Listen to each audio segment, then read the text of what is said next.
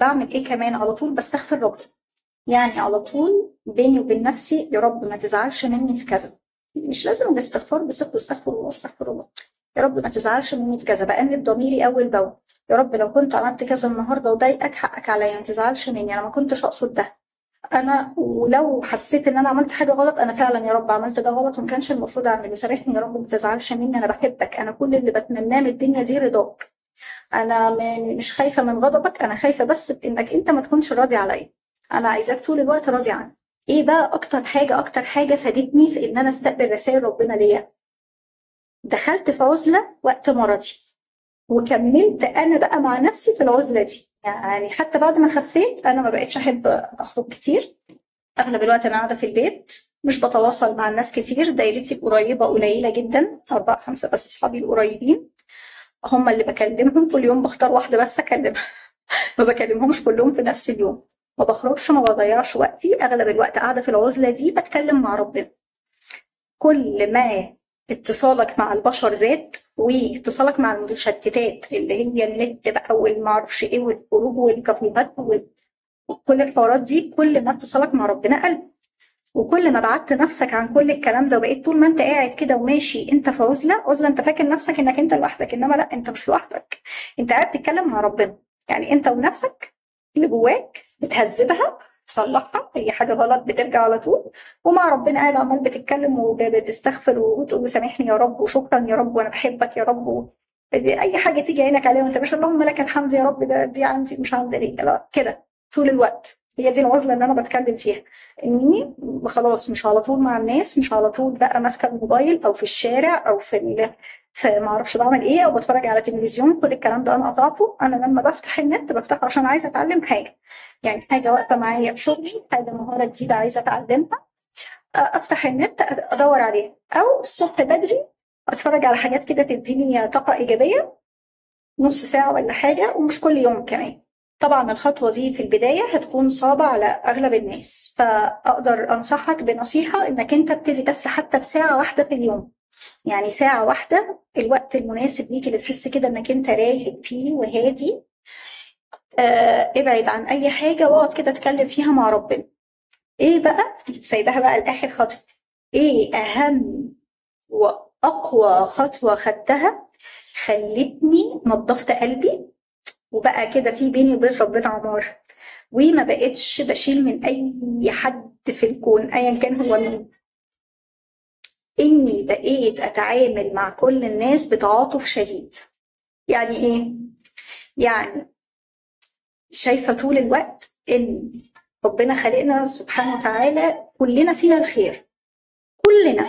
وان اي حد بيعمل حاجه وحشه او حاجه فيها شر او تصرفات تضايق، دي بتكون نتيجه ضغط هو بيمر بيه، او تربيه غلط، او ان هو لسه مش مكتشف نفسه ومش عارف هو ايه، فبياخد ردود فعل عنيفه شويه. اي حد بشوفه انا بتعاطف معاه وبقول اللهم لك الحمد ان انت خليتني فهمت الكلام ده، وبدعي له ان ربنا يهديه ويصلح له حاله، وان ربنا يعافيني، وان ربنا ينور له بصيرته. دي اقوى خطوه فعلا خلت تعاملاتي مع البشر ما فيهاش اي ضغينه ولا زعل. حتى لو حصل سوء تفاهم بيني وبين اي حد، انا على طول برجع وبعتذر. ما بقى لو حسيت ان هو ما فهمش طريقه كلامي او خدها بان انا مثلا ممكن اكون قصدي اضايقه او هو اتضايق، خلاص بعتذر في ساعتها. أه وبلتمس له العذر يعني. ودي حاجه ما تقللش مني ابدا ابدا، بالعكس. هي دي اللي ثبتت شخصيتي وثبتت ثقتي في الله وثقتي في نفسي. هنيجي بقى لأهم نقطة. هتقولي لي طيب احكي لنا بقى ايه العبادات بتاعتك بقى؟ انت اكيد بيشيلوكي من على السجادة مغمى عليكي يعني بتقعدي طول الليل والنهار تصلي وتعملي عبادات كتير.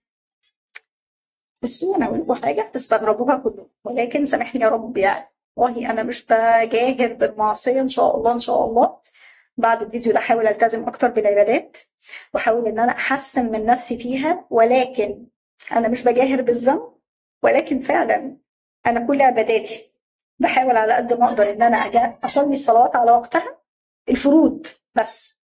وركعتين اللي هم بالليل بتوع قيام الليل، بصحى قبل الفجر كده بنص ساعة، على ما فوق وابتدي افهم انا مين وجايه هنا ليه والدنيا دي ايه. على ما بستوعب بيكون خلاص باقي بتاع 10 دقايق ولا حاجه، اجري فيهم واصلي ركعتين، ادعي دعوتين، الاقي الفجر بيقول الله اكبر. صلي الفجر والفروض، لا بصلي سنن ولا بقول ذكر كتير بلساني يعني، ولا بقرا قران، ولا ليا ورد يومي في القران. سامحني يا رب، اللهم اني استغفرك واتوب اليك. العبادات بتاعتي بس الفروض، ولكن قلبي على طول على طول عمران بذكر الله. يعني ايه؟ يعني طول ما انا ماشيه بكلم ربنا وفي حاله وصال دايم مع ربنا سبحانه وتعالى، زي ما قلت لكم من الخطوات اللي قبل كده. طبعا ده سؤال مهم انا سالته لنفسي بالذات بعد كل الاحداث الغريبه اللي حصلت لي الاسبوع اللي فات ده، يعني كميه احداث انا مش متخيلاها. ليه؟ يعني طب انا مش ملتزمه قوي بالعبادات ومش بتاع، طب اشمعنى انا اللي حصل معايا كل ده؟ دعيت ربنا كتير جدا ان هو يعني يلهمني الاجابه، لان اكيد في سبب. واليوم ده ربنا سبحانه وتعالى بعتها لي في رساله. بفتح فيسبوك، اول لما فتحته لقيت في وشي الا من اتى الله بقلب سليم. بصراحه يعني ارتحت ان انا فعلا قلبي عمران بربنا، ولكن برضو كنت حابه اتاكد اكتر، يعني فراكه برضو عايزه اتاكد. ليه؟ سألت ربنا سبحانه وتعالى، قلت له يا رب إشارة كمان يا رب أفهم، علشان لما أفهم وأطلع أتكلم في الفيديو ده أعرف أفهم الناس، فما يبقاش فيه أي تساؤلات، يعني أبقى صادقة مليون في المية من الإجابات اللي أنا بقولها.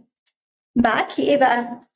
جه كده في دماغي إن أنا بقالي كتير ما قريتش في السيرة النبوية، يعني ما قريتش من زمان قوي قوي. هو الرسول صلى الله عليه وسلم ابتدى الدعوة إزاي؟ يعني الإسلام أول لما نزل علشان خاطر الرسول صلى الله عليه وسلم ينشروه، كانت بداية الدعوة ازاي؟ لحد ما رحت سألت شات جي بي تي حبيب قلبي ورد عليا.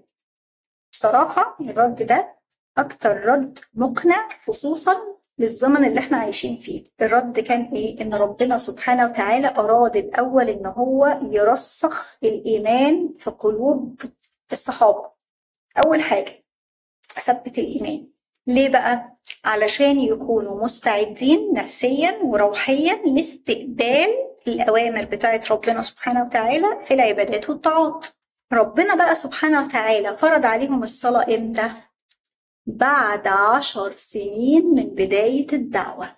ليه بقى ربنا سبحانه وتعالى فرضها بعد 10 سنين؟ حكمة عظيمة جدا سبحان الله.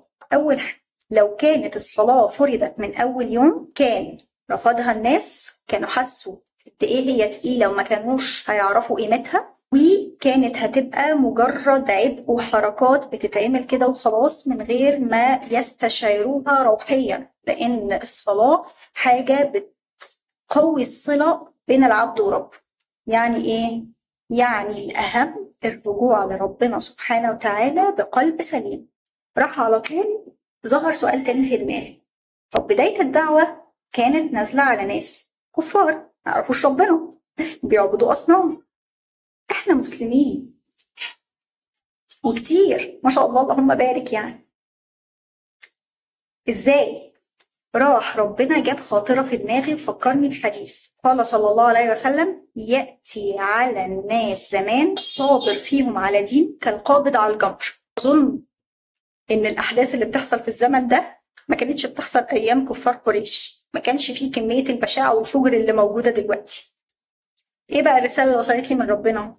إنه حبيبي عاوز يرحمنا، كل اللي عاوزه مننا إن إحنا نرجع له بس بقلب سليم، حتى لو بعبادات قليلة، بس الأهم إن يكون في اتصال روحي بيننا وبينه، وإننا نرجع بقلوبنا ونصلح جوانا علشان نقدر نصلي ونأدي العبادات صح. إن فعلا كتير مننا قوي بيصلي صلوات كتير كتير، بيعمل عبادات كتير، ولكن كلها بلا خشوع.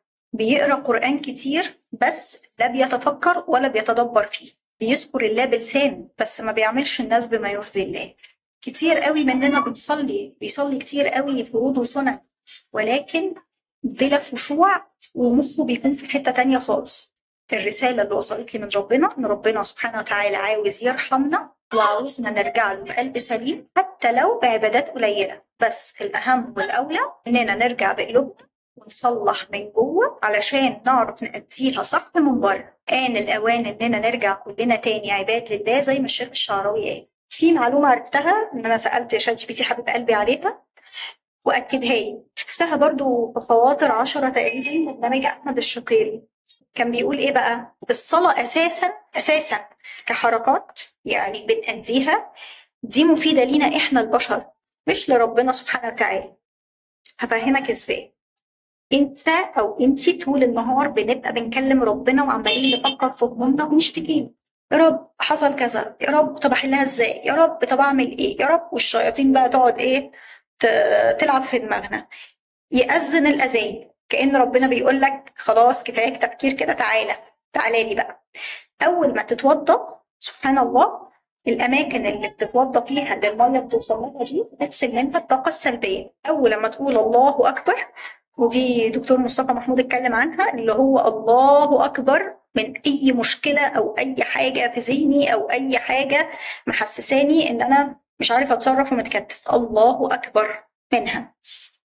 اول لما بتسجد ايه اللي بيحصل بقى؟ لما بتعمل سجود على الارض بيحصل حاجه اسمها تقريب. ايه يعني؟ الارض بتسحب كل الطاقه السلبيه دي. اول لما توطي كده تسحب كل الطاقه السلبيه دي، فلما ترجع تطلع تاني تبقى تخلصت بقى من كل الطاقه السلبيه وكل الحاجات اللي كانت مأذياك، وتحس كده انك انت بقيت ريلاكس، كانك بالظبط زي الناس اللي بتعمل يوجا، بقيت ريلاكس وبقيت اهدى وبقيت ايجابي. فالصلاه كحركات مفيده لينا احنا مش لربنا. ربنا سبحانه وتعالى عايزنا بقلوبنا. طبعا العبادات مهمه يعني، ده ما دام فرضت دي مهمه، ولكن انا بشرح الجزئيه دي. ربنا سبحانه وتعالى دلوقتي عايزنا كلنا بقلوبنا. اخر حاجه يوم عرفه ان شاء الله باقي عليه 6 ايام، ده اليوم الوحيد اللي ربنا سبحانه وتعالى بيتجلى فيه للسماء الاولى في النهار، بيغفر اعمال العبد كل السنه اللي قبلها، لدرجه ان الشيطان بيقعد يعيط اللي هو انا ضيعت عمل سنه كامله. واليوم ده احب الاعمال الى الله. وشفت كذا حد شيوخ بيتكلم عن ان اليوم ده اهم حتى او يعني بنفس اهميه ليله القدر. ليه؟ ليله القدر مستخبيه وسط 10 ليالي، انما يوم عرفه يوم معلوم من اول النهار ان ربنا سبحانه وتعالى بيتجلى فيه للسماء الاولى وبيستجيب الدعاء. فرصة فرصة فرصة ما ينفعش نضيعها، فرصة مهمة جدا جدا لإننا نرجع كلنا اليوم ده عباد لله علشان ننصر إخواتنا زي ما قلت في الفيديو اللي فات، ونبتدي بقى نستقبل رسائل ربنا لينا. يعني اليوم ده حاول تخصص لك ساعة كده، هو ابعد عن كل المشتتات، ابعد عن النت، عن الاتصالات، عن أي حاجة، واقعد اتكلم مع ربنا واسأله كل الأسئلة اللي جواك، ووصل من جواك لليقين متأكد تأكد تام إن كل حاجة ربنا سبحانه وتعالى هيحلها.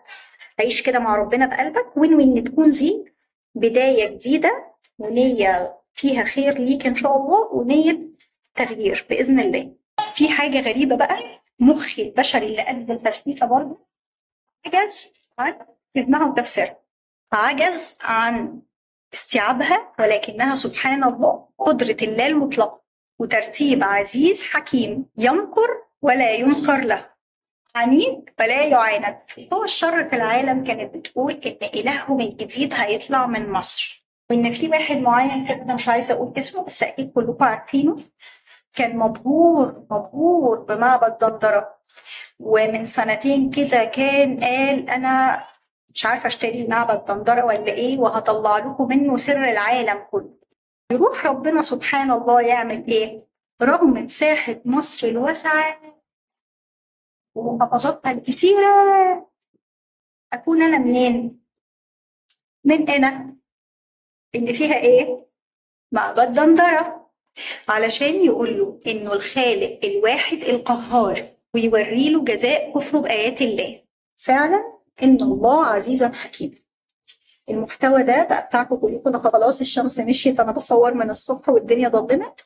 المحتوى ده بقى بتاعكم كلكم، أرجوكم خدوه بكل حاجة فيه، صوت وصورة وفكرة وكل حاجة، انشروها على قد ما تقدروا. أي شاب أو بنت شاطرين في الجرافيك يقدروا يعملوها كرتون بصوت حلو يوصلوا المعلومات اللي فيه للأطفال، بقى بتاعك. أي مؤثر أيا كان كبير صغير، إن شاء الله لو عندك 500 واحد بس، بقى بتاعك. اتكلم فيه، قول كل المعلومات اللي فيه. أي حد يقدر ياخده يأثر فيه ولو في 5 أشخاص، خده بقى بتاعك. ده مش بتاعي.